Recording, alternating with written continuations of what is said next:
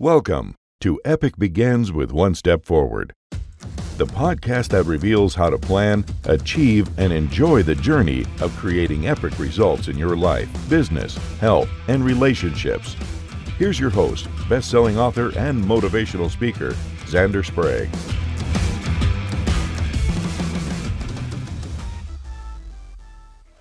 Hello, epic people, and welcome back to another exciting episode of Epic Begins with One Step Forward. Today, I am so excited to have Terry L. Fossum join us and talk to us about all the great work he's doing. Terry, tell us who you are and what you do. Yeah, you bet. But Zander, first of all, I want to thank you for what you're doing here because Epic begins with one step forward. And so many people don't understand. Just take that step, man. You're not going to get to Epic. You're not going to do anything unless you take that step. So I love what you're doing. I appreciate what you're doing. About me, several things, I guess. I'm very blessed to be #1 best-selling author on Wall Street Journal, Amazon, and Barnes & Noble. Best-selling author on USA Today, #2 TED Talk in the world. Actually won a survival reality show representing all the Boy Scouts of America, prime time on Fox, and was very blessed to be a top fraction of 1% of the entire direct sales industry in the world. So I can't hold down a hobby. That's the bottom line. What haven't you done there, Terry? I'm not dead yet. There'll be a few things, hopefully, still. Exactly. Yeah, and you wrote your book, Ox Cart Technique, and really fascinating book. I had a chance to quickly read some of the sections. And Zander's being nice to me, everybody. He's being nice to me. And last night I went, oh, crud, I haven't sent him the book yet. So he's being real nice. He did a great job. And obviously, I see similarities between my book, Epic Begins with One Step Forward, and your book. There were some things I saw quickly that I'm like, absolutely, that is, those things are true. And, one of them, and I think it's really important, is that failure is part of the journey. We are not going to get it right all the time. And I think it's really important that people embrace failure. Failure is fantastic. All too often we go, oh my God, I failed. I must not be supposed to do this. God's trying to tell me something, or I just don't have the strength. No, listen, every single person who's achieved anything has failed and failed. So that means if you're not failing, you are not on the path to success. If you're failing, you're on the right track, man. Keep failing. Do it. Well, absolutely. And, as I say in my book, the only thing you'll fail 100% at are the things that you do not try. Yeah, absolutely. Because it's done. Then you're not trying. You have failed, period. Otherwise, you're still on the path. You're still absolutely going. And look, there are obviously lots of famous quotes about not succeeding, right? But what I like to say is, look, I don't have all the answers on my epic journey. I know what I want. I know where I want to go. But along the way, I'm going to fail. As an entrepreneur, I have been very generous to buy lots of different tools that are going to help me, and then find out that it's not that it's a bad tool. It's just not the one for me. But I wouldn't know if I didn't purchase it and try it out. Well, and you really don't ever know what kind of a little nugget that I got out of it that later on is going to hit me and I'll go, or maybe I won't even realize, right? Yeah. But that information got into my head. So I'm with you. I've tried, I've read all the books, I've listened to all the audios, I've done the courses, I've done it all. And some of them gave me concrete evidence of success immediately. Some of them will give me elements of success later on, but it all helps build you into who you're going to be. Absolutely. And, in this day and age where there's so many tools out here to help us automate stuff and make stuff easy, it's not that they're bad tools, but like anything, it's what works for you, right? Yeah.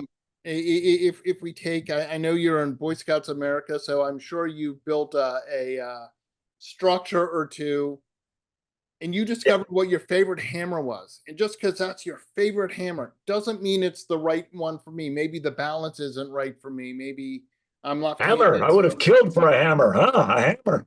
yeah, We call it a rock out there doing survival. exactly. And yes, you were on a, yeah, I mean, so many questions about being on a reality show. Um, one of my questions that I'm just fascinated to know is, are they filming you basically 24/7? Yes, 24/7. Not even basically 24. While we are sleeping, there are cameras on us. I mean, all of the time. I guess the only caveat to that is we're going to the bathroom. Sure, sure. But I even had at one point they were going to try to. I was changing clothes. I'm in my Scoutmaster uniform, man. And I'm the old guy, so I'm the token old guy. My wife's laughing at me. She's like, "Oh my God, you're the token old guy, dude." And I was the token Boy Scout. And at one point I was changing out of my uniform, and the camera was on me. Like, this ain't gonna happen. But Yeah, no, it's all real. It's 24/7. They've got eyes on you, and whenever you see those necklaces that the people are wearing, those are yeah, microphones. yeah. Oh, that's interesting. But that Yeah, makes sense. That yeah, makes sense. yeah, Um, yeah. Especially if you're doing something where I looked on YouTube at like the highlights of your time on the show, and I was like, they're in the water, they're in the mud, and so it makes sense that you would, you can't put a lav mic on when you got a wet t-shirt on, or sometimes you might not have a shirt on depending on what you're doing. Yeah, yeah, absolutely. But we are mic'd and on camera 24/7. I mean, I lost 25 pounds on that show. It was the real deal. Wow. Yeah, met some amazing, amazing, amazing people, of course. And is it as hard as they edit it to look, or is it Um, harder? Actually, in the case of our show, it was much harder.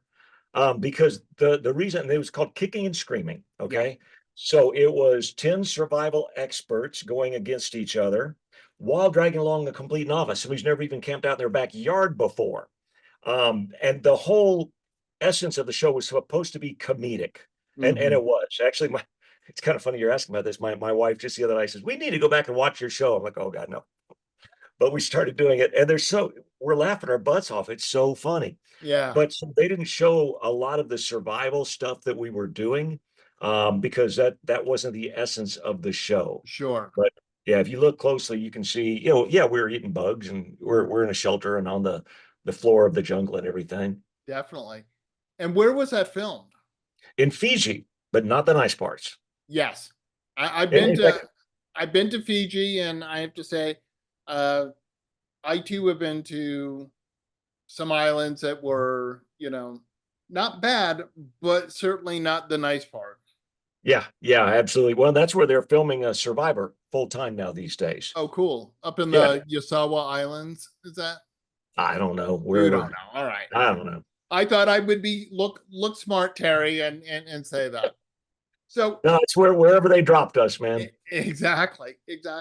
So talk to me a little about the ox cart technique, because I did read about that. I was like, I will drink that Kool-Aid. That was I totally get it. But share, if you would, with the audience, you know, a brief description of that ox cart technique. Yeah, absolutely. Let's start with all the goal setting we've been taught. 92% of the people that set a goal fail. Mhm. 92%. And there's a reason why. And we're not just talking financial goals, weight loss goals. 74% of diets fail, 50% plus of marriages fail, and Mhm. on and on and on. There's a reason why. Most of what we're being taught about goal setting, and even that I have taught, is wrong. Mhm. It's wrong. Here's an example. Still on stages around the world and still being quoted in books is the Harvard goal setting study. We've all heard of it. And part of the essence, I mean, there's all sorts of different stats about it that vary. One of is every single person who wrote down their goals achieved them. In the Harvard, now this Harvard goal setting study, 100%. And that'd be amazing if it was true. Exactly. Yeah, but it's not. Harvard never did this study. They've confirmed it, and neither did Yale or anywhere else that it keeps getting. And it's in all of these famous best-selling books. People still preaching it from stages. Guys, it's not true. Okay, here's the other part. And this is the part I got sucked into, and we'll come around to how I came up with this ox cart technique by failing, is positive visualization. Positive visual, especially these days. You just dream about it, and the universe will go to work and make it happen for you. No, it won't. Sorry. But there's a saying, the Lord helps those who help themselves. I feel the universe is the same way. Picture from the universe's standpoint, okay, universe, I just want to sit back here, have my cocktails on the beach, but I want to be a multi-billionaire. Go to work for me, will you? Make that happen. Yeah. The universe would be pissed, is what I'm thinking. Like, how about you get up off your butt and make it happen yourself? Okay. So that's not going to happen. All right. Yeah. And even things like the dream boards, which I have done. And there's nothing more demotivating than pulling down your dream board again. Remember, my story is based in failure. We're going to get to that. And whereas positive visualization is important, here's where we come to it. It's not enough to get you out of your comfort zone. And here's why. Prospect theory, which won the Nobel Prize when applied to economics. Okay, so this is real science, actual science, not pseudoscience. Okay, real deal. Taught us that we'll do more to avoid pain than to go toward pleasure. We'll do more to avoid. Psychologically. Yep, absolutely. You got it.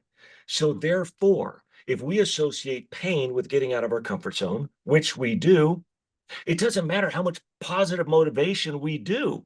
It doesn't matter. It's not going to be enough, which is why 92% of the people who set a goal fail. It's too painful to get out of that comfort zone. Okay. Our fears, our self-doubts, our excuses. I didn't have time for that. Yeah, you did. You did something that was more comfortable. All of this making sense, Zander? You're all over that? Absolutely. Yeah, I get it. So what the ox cart technique does is it harnesses your own passion, because emotion, not fact, is the driver of all action. Emotion, not fact, the driver of all action. So it becomes our job to create enough emotion to kick you out of that comfort zone. Ox cart technique is the carrot and the stick. Now, people don't want to talk about the stick. Oh, you can't think of it. Yes, you can. That's what's going to drive you. Creating a scenario in your mind that's more painful than the pain of getting out of your comfort zone. Here's an example. My example. So I got into, first of all, I was raised in literally the poorest city in the entire United States of America, McAllen, Texas. You've heard of it on the news, with all the border crossings and the cartels and all of that. Now, I love my hometown. I really do. I really do. But it can be a little rough growing up sometimes with the gangs and the drugs. I was on an assault rifle. I was on the wrong end of an assault rifle in junior high in my own back alley. Yeah. In high school, my father was killed. I'm so sorry. Before he died, one of the neighbors came up to him and said, I just want to make sure you understand something. Those 3 boys here, your 3 sons, not a single one of them's ever going to grow up to be anything. So, well, you really are nothing here, Terry. I mean, best-selling author, reality show winner, TEDx talker. Yeah, really, you're failing so hard. Well, here's where it turned around, though. All too often, and I think this is important to remember, our greatest successes come from our greatest failures. So I got into direct sales, and I tried, and I failed, and I did my dream boards and my mantras, my positive visualizations, and I failed. And I tried and I failed, and I tried and I failed, and I failed. And I finally got to the point, Zander, where I just couldn't fail anymore. Couldn't do it. And I gave up. And I walked into my bathroom and I looked at myself in the mirror and said, he's right. You're never going to grow up to be anything. Wait a minute. No. Something clicked inside of me. Quite frankly, I got pissed off. All right. No, I'm not going to let that son of a gun be right. Yeah. For the sake of the memory of my dad, if nothing else, I'm not going to let that son of a gun be right. Never grow up to bullshit. All right. And I got angry and I got up and I brushed myself off and I got back at it again. Now, I still hit the same setbacks and the same disappointments and the no's. You're out of your mind. I still hit all of that like before. But now I did it from a different standpoint, not to Mhm. go towards some positive visualization, some big house and a fancy car and all that crap. The number one, I never expected to happen to a guy like me. It's unbelievable. Okay. But number two, I don't care about those things. I'm my happiest in a tent. Those were goals other people were setting for me. It won't work. What did it for me is now I had something to go away from. That guy being right, what he Mhm. told my dad, and that was unacceptable. So the stick, you don't beat yourself with the stick. You use that stick to light a fire inside of you. And that's Mhm. exactly what it did. And it worked. Yeah. People started coming to me going, Terry, what are you doing? So I taught them. And before I knew it, Zander, I had rooms full of people wanting to listen to me. And you know where I come from, I all do. right? Yeah. We started applying it to marriages. And I started getting these emails. You just saved my marriage. We applied it to weight loss, even overcoming addiction. There's a story there for a different podcast, how I busted one of my own housekeepers, rifling through my drawers, looking for my prescription pain meds while I was writing the chapter on addiction in my book, The Oh, Oxford Test. wow. Isn't that something? Yeah, it is. Yeah, I was trying to decide if I wanted to keep this chapter in there or not. It seems a little off. Addiction chapter. I'd interviewed some really smart people for it, but I don't know. It just and then that happened. Like, okay, it's in the book, and she's in that chapter. What Yeah, happened after we did the Oxcart technique? definitely. Definitely. And I do absolutely agree, Terry, that for any of us, you know, when we have these epic dreams, the things that we talk about doing, be it writing a book, perhaps running a marathon, um, traveling somewhere, right? Yeah, Oh, I can't, I want to do this someday. yeah, And I know that because I certainly, like you, said the things, wished for the things, but did nothing for it to actually happen. A yeah. funny story about it not happening was the first book that I wrote. Really important book about sibling loss because there isn't a lot of Wow, books on wow, sibling loss. wow. And I wrote the book, but here's the thing, Terry. I had nothing. I had feedback all through school that I wasn't a particularly good writer, and I actually am a talker, not a typer. I hate writing, but I Uh-huh. figured out how to write the book, and I told people for 5 years I was coming out with a book, but I was no more coming out with a book than I was flying to the moon because I wasn't doing anything to make it happen. I had it all done, but I was afraid to do it, and I said, like kind of like you, I'm like, I am tired of hearing those words come out of my mouth. I don't Right, 20 years from now say, "Oh yeah, I'm coming out with a book," right? Yeah, yeah, Xander. Of course, I've heard that before. right. So I just I got the book out there, and I had a huge case of imposter syndrome for about a year, where people came up and they're like, "Oh my gosh, Xander, your book was great. I loved it. It was so helpful."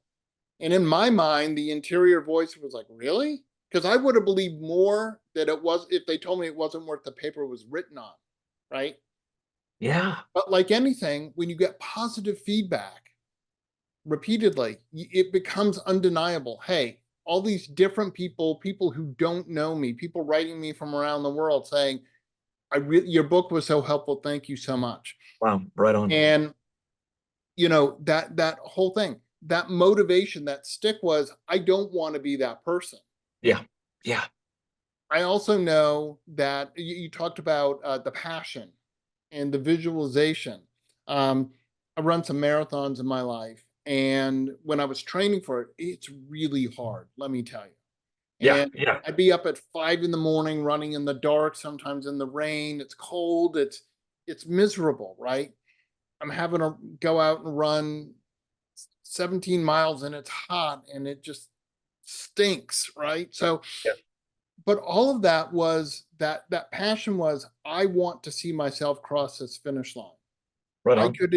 I could envision it. And we talk sometimes about going on vision quests, right? Like, what picture what it looks like. But a funny thing happened Uh-huh. when I crossed that finish line. It was awesome, Terry. But Hmm. about 5 minutes later, I was like, well, now what? So you were talking about, oh, the cars, the houses, all of that. All of that is fabulous. I love all of that. I'd love to travel. I love to have the opportunity to do the things that I'm passionate about and go places that I'm curious about. But there has to be more because you work so hard to get to, let's say, Australia. But once you land, you're like, all right, I this whole thing. Now I'm in Australia. Now what? Now what am I going to do? Yeah, yeah. And I would submit to you that a hard driving force, and by the way, this is different from person to person to occasion.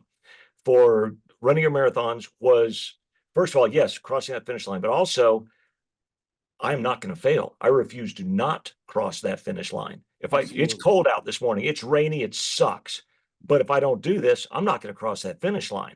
Yeah, And I'd submit to you that that might have been, depending on the occasion, an even stronger driving force, because that is something that, again, to get away from. It's more painful than the pain of the rain and the cold and my muscles absolutely. hurt. That's the drive. That's the stick. That's the kicking you out of that comfort zone. Absolutely. And the carrot is I want to be able to say I have run a marathon. I want that medal. I want that personal satisfaction of I set a goal, I struggled to get there, and you're Yeah, absolutely right. If I had to crawl across that finish line, yeah, I was going to do yeah, it.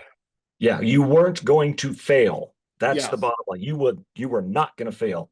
As I say, absolutely. failure is not an option, right? Absolutely. One of the things that I talk about in my book, and I love to ask my guests about, is I think two of the most important words that we have when we're on a longer journey. Okay, be it writing a book or running a marathon or training for a marathon, is not yet. This idea of not yet, because I think it's so powerful. Terry, you're writing your book. Are you done? If you say no, it's such a hard stop. It makes it sound like it's not going to happen. Not yet, right? And it's funny how in life or in the adult world, right? It's a yes or no. It's a black or white, success or Right. failure, right? But yet, if you have a child who, let's say, starts college and they're a freshman, you don't go up to them and go, "Do you have your degree yet?" Yeah. We know that there's a path there, right? Yeah. Yeah. And yet in the business world, oh, Terry, have you not yet? Doesn't mean it's not going to happen. It just means Right. it's taking time.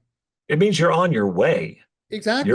yeah, you're on your journey. If you say no, then the journey's over. You've Yeah. stopped. You're not on your way. You say not yet. Yeah, I'm on my way. Absolutely, I am. Right. And I know from writing 3 books that, two of them Amazon bestsellers like you, that the editing process inevitably takes longer than you ever expected it would. Absolutely. I don't know about you, but I know I love my books, but by the time they came out, I was tired of reading my own books because I had read them like Amen, 50 man. times all the way through. And I'm like, I need to step away from my own book. I need to go out and promote it, but I really just don't want to read my book anymore because Anymore. you know, That's funny, man. It's absolutely true. So those who are listening to the inside of writing a book, he ain't wrong. He ain't wrong at all. You are so tired of reading your book. But then it brings so much joy when people, read it and you get these emails or these texts or these phone calls where people come up to you like, man, this changed my life completely, and especially when they're in tears, definitely. it just makes all of that work worth it. Right. So my question, I went on a diatribe about not yet, but what's one or two of your not yets? TV show. There you go. I feel you Yeah. on that. Yeah, yeah, absolutely. Yeah, we'd mentioned before we started filming that I've got one of the former producers for Oprah has approached me with when they read the Oxcart technique and then watched my TED talk on it, and then of course read the book, watched some of these podcasts and stuff. Like, you could have a show. You could be like a Dr. Phil, only much nicer. Um, and so I heard that, and again, these self-doubts, we all have them, folks. If you have them, good. You're just like us, maybe better. And so I went to one of the other teams. Okay, so he has said, this, but he says that to everybody, right? She's like, no, no, absolutely not. So we've actually filmed some footage that they're working on, and will be coaching me. We all get coaching, Oh yeah, and then to use that as promoting the show. So, but that's a not yet. Will it ever happen? Who knows? Who knows? But absolutely. it's on its way. Just There you not yet. go. That's cool. And obviously, there's the carrot and the stick in that whole process, right? And some of it, look, folks, they're the things that we want and that we're trying to do, and it's out of our hand. We do all that we can, and then we have to rely on other people to Yeah. hopefully do their part of what needs to happen. But And quite that's frankly, okay. I'll find other people, right? Because Right, I won't use the excuse, well, it was up to this guy and he didn't. Oh no, I'll find other people and I'll find other people and right. I'll find. And So and that part, sometimes something just doesn't work. Maybe a yeah, great your TV show. I'm working yeah. on a TV show. Again, if it doesn't work, but I tried, so be I've it. had I've had so many more things not work than I ever had things work. And I hope to continue those averages, you know? Absolutely. Yeah, get out there and fail, fail, fail, screw Well, things up, try. right. One of the things I talk about uh, in my book is because I want, like you, I want to make it relatable to people, and Yeah. I love analogies, and I sit there and talk about how hard, how the meanest person in our life is ourselves sometimes, Hey, oh A- God, yes. and and the perspective we take on how our day is, right? I call it the 97-3 rule, which is I believe that 97% of your day is really good and up to 3% isn't so good. And certainly there Mhm, are the days where you just have a really bad day, but in general, 97% of your day is going well. mhm. And to help people like keep that in perspective, um, I like baseball. I'm not a fanatic, but I like baseball enough. I grew up in Boston, so I love the Red Sox. So I grew up with nearly getting what I want, but then having it snatched away. But I'm not going to talk about Bill Buckner in the ball going Ah, through his feet in '86. it's Anyway, time to let it go, Xander. It's time to let it go, man. it really it is. But in baseball, someone makes it into the Hall of Fame with a lifetime batting average over 300. Now that's great. I'm not taking anything away from it. But how I like to relate it to people is, let's say you have 9 hours of activity, doesn't necessarily have to be work, but 9 hours of activity in your day. And for you to have a Hall of Fame day, you only have to get 3 hours right. That's right, one third of it. And you have a Hall of Fame day. Yeah, Who yeah. wouldn't take that, Terry? And Seriously. yet, all too often, we take that 3% that you spoke of, and that's what we let ruminate in our mind. That's what We we think focus on about. that. It's Yeah, ridiculous. It's like yeah. I did I licensed professional clinical counseling. When I was doing my internship, I was doing school-based um, counseling. So it was high school students and middle school students, and a lot of them had academic issues. And to try and help give that perspective again, I asked them their least favorite subject. So Terry, I'll ask you, what was your least favorite subject in school? That has been so long ago, I don't even remember. Well, let's But say I was math. one of the geeks. I'm a mechanical engineer, so I was one of the Okay, geeks. so So math was it wasn't math, but no, it was not math. Not okay. certainly not math. We'll say, well, God, handwriting. Okay, Back so in, like yeah, English. yeah, we'll go with English. Okay, no problem. If you got if back in high school, if you got a 97 on an English test, how would you feel? I have no idea. No, I'd feel fantastic. Exactly. You tell your Yeah, friends, you tell your parents, you'd be like, "Oh my god, that's great." Would you be focused on the 3 points you didn't get? Of course not. right. Right? You're just so excited. When I ask this to my clients, a lot of them said math. And I go, what would you do if you got 97 on your next math test? Oh my God, I'd be so excited. I'm like, yeah. I go, would you complain about the 3 points? I'm like, no, are you kidding? I I'm got a excited. 97. And Yeah, I'm like, So in your day, why are you when I ask about your day, you tell me about the 3% and you completely ignore the 97% of your day that just went well. Yep. And it's the small things. Look, Terry, you and I got out of bed this morning. That's a good thing. That's a huge thing. It Yep. is. Here we are. We get to do this podcast. That's a great thing. And yet we might end at the end of the day. Oh, how was your day? Oh, well, the car wouldn't start or whatever. Ignoring. And I'm like, why? Why are we ignoring all the stuff that's good in our life? There is so much good around us, so many good things.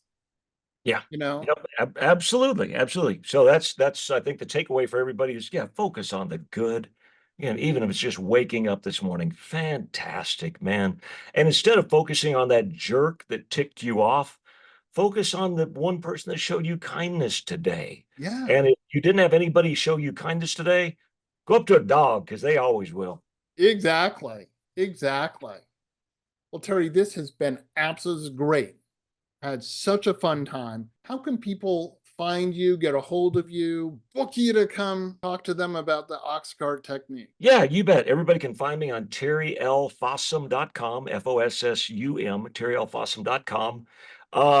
The book, The Oxcart Technique, Blueprint for Success, is available on Amazon. Really, honestly, do highly recommend it. If you've been stuck, held back by your fears, your self-doubts, the excuses, if you've ever started for a goal, you're all excited, but then the passion phase, you didn't reach it again, you want to get the book. Or if you know people who are having that challenge, your kids, for instance, I work with kids a lot, you want to give them the book. But it's really important that you do read the book, because doing this technique, there's a way to do it. But there's examples and everything all throughout the book too, of every goal, every type of person, all sorts of examples to help lead you through it. And then let me know how it works for you. Definitely. And Terry, I want to thank you so much.